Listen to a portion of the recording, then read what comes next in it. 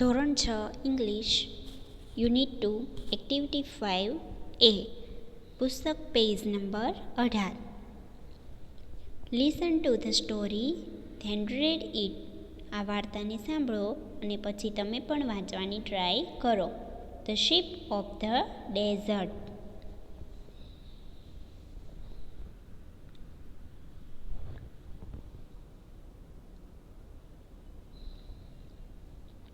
Lion says, roaring, "Who are you?"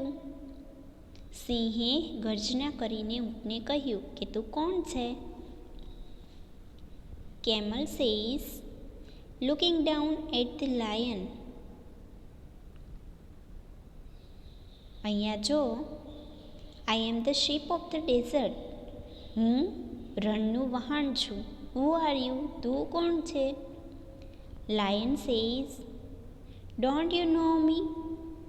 I am the king of the forest. સિંહે કીધું કે શું તું મને નથી જાણતો? હું તો જંગલનો રાજા છું. Camel says, are you? Oh, I see. ઊંટે કીધું તું જંગલનો રાજા છે? હશે, હું જોઈશ. અહીંયા બે ચિત્રો આપેલા છે બાળકો. પુસ્તકની અંદર ટપકા ટપકા તે તમારે પાઠ્યપુસ્તકમાં જોડવાના છે. બ્લેક પેનથી અથવા તો પેન્સિલથી, અને તમને મનગમતો કલર અંદર પૂરવાનો છે.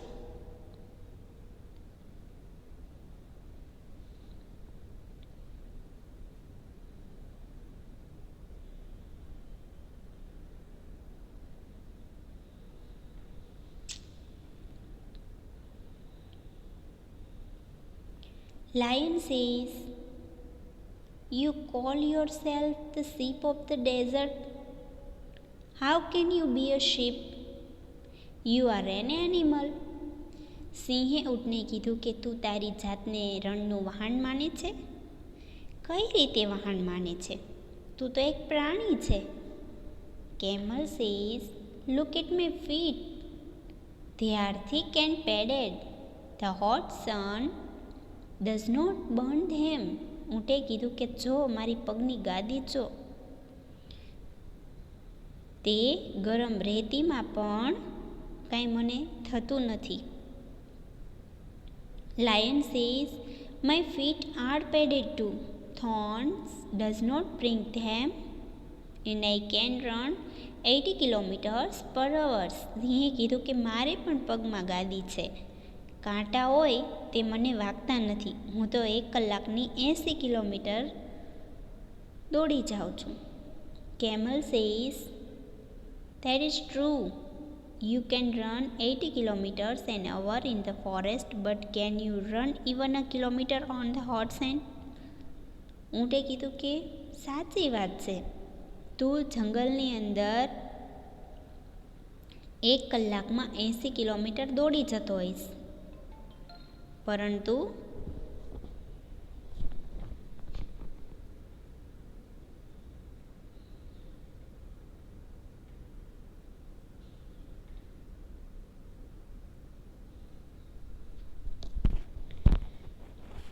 તું રણની અંદર ગરમ રેતીમાં દોડી શક?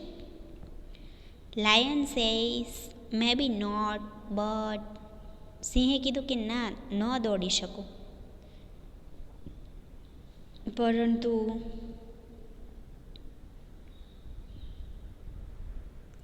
ત્યાર પછીનું પેજ જો, page number 19. Camel says, and you can live without water for a week, can you? અને પાણી વિના એક પણ અઠવાડિયું તું રહી શક? Lion says, no, I cannot. I can't.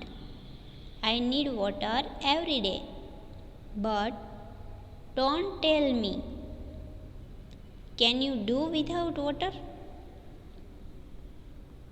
સિંહે કીધું કે ના, હું તો પાણી વિના ન રહી શકું. મારે તો રોજ પાણીની જરૂર પડે. પરંતુ તું મને કહેતો તું પાણી વિના રહી શક? Camel says, yes, I can.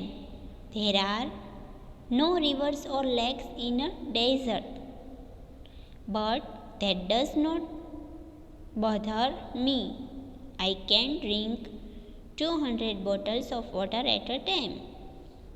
ઊંટે કીધું કે હા, હું તો પાણી વિના રહી શકું. અમારે રણની અંદર નદી ન હોય, એટલા માટે મને તો જ્યારે પાણી મળે ત્યારે એકારે 200 બોટલ પાણી પી જાઓ, એટલે કે 200 લીટર પાણી પી જાઓ. Lion said, really? You must have a big stomach. સિંહે કીધું કે ખરેખર તારે એટલું મોટું પેટ છે કે 200 બોટલ પાણી અંદર હમાઈ જાય. Camel says proudly, yes, I have a big stomach. Yes, I have a big stomach. I can store water for a week. I can store food for 2 weeks even. ઊંટે કીધું ગર્વથી, હા, મારે તો મોટું પેટ છે.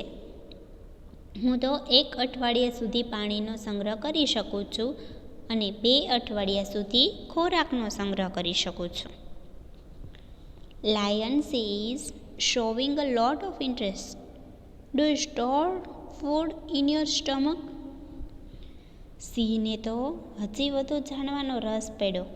સિંહે પૂછ્યું કે તું તારા પેટની અંદર ખોરાકનો સંગ્રહ કરીશ? Camel says, no, I don't. I store it in my home. I eat a lot of food at one time. Then I don't need to eat for a fortnight. ઊંટે કીધું કે ના, હું મારા પેટની અંદર ખોરાકનો સંગ્રહ નથી કરતો, પરંતુ મારી ખૂંદની અંદર ખોરાકનો સંગ્રહ કરું છું. હું એકસાથે ઘણું બધું ખાઈ લઉં છું અને પછી મારે 15 દિવસ સુધી ખાવાની જરૂર પડતી નથી.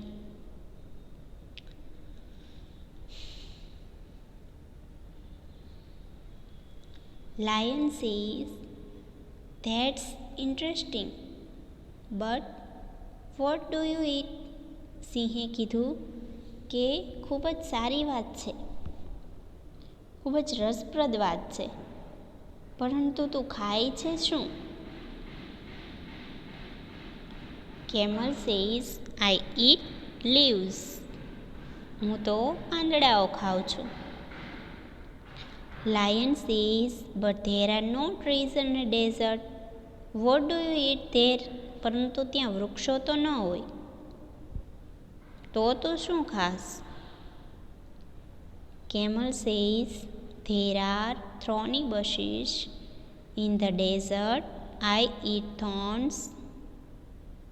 The thorns don't prick my thick tongue. ઊંટે કીધું કે હું રણની અંદર જે કાંટાળા થોર હોય તે થોર ખાઉં છું.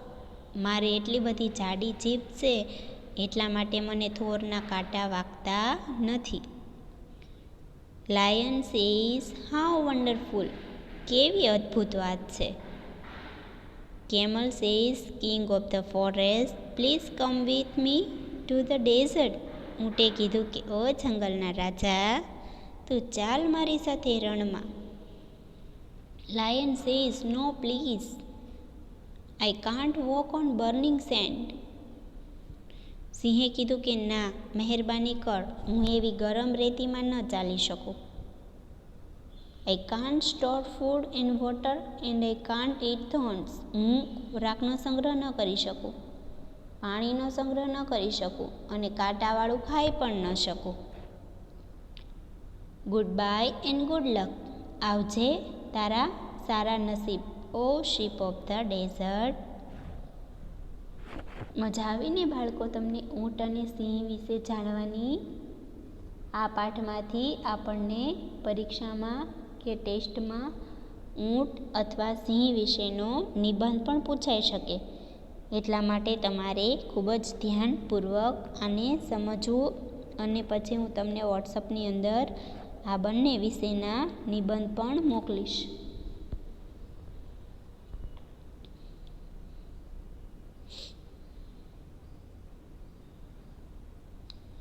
ત્યાર પછી છે પુટ ધ મિસિંગ લેટર્સ. અહીંયા જે અમુક શબ્દો ખૂટે છે તે તમારે લખવાના છે.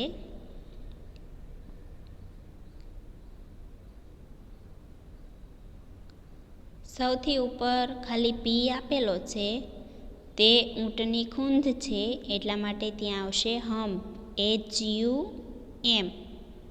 પી તો આપેલો જ છે એટલા માટે ખાલી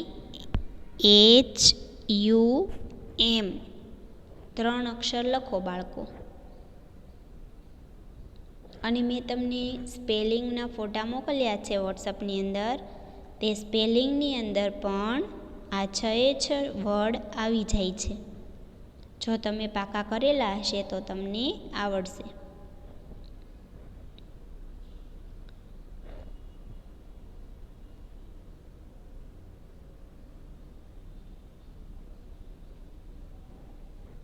ત્યાર પછી નીચે વચ્ચે અહીંયા MH આપેલું છે, ત્યાં સ્ટમક આવશે. STO પછી M આપેલો છે અને પાછા 2 અક્ષર લખવાના છે, એમાં A અને C. સ્ટમક. આમાં પણ તમને આવી રીતે હું બોલું અને ન ફાવે તો હું તમને વોટ્સઅપની અંદર આ ઊંટનો ફોટો સ્પેલિંગ લખેલા મોકલીશ. એમાંથી જોઈને તમે લખજો. અત્યારે ન ફાવે તો ખાલી સાંભળો. ત્યાર પછી પગમાં EE આપેલા છે, ત્યાં આવશે આગળ F અને પાછળ T, FEET.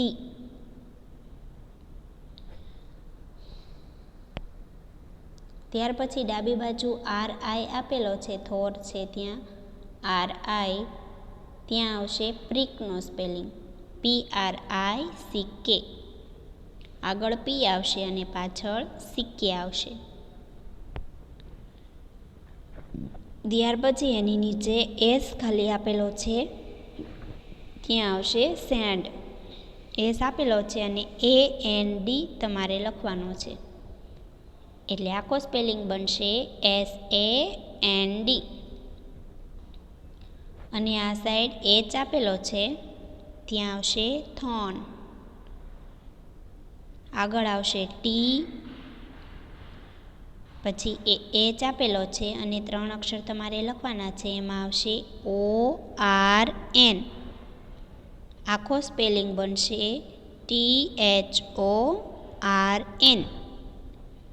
જે બાળકને આવી રીતે લખતા ન ફાવ્યું હોય તેના માટે હું વોટ્સઅપની અંદર આનો ફોટો મોકલીશ, તેમાંથી જોઈને તમે આ પૂરી લેજો. અત્યારે સ્પેલિંગ મિસ્ટેક કરતા નહીં.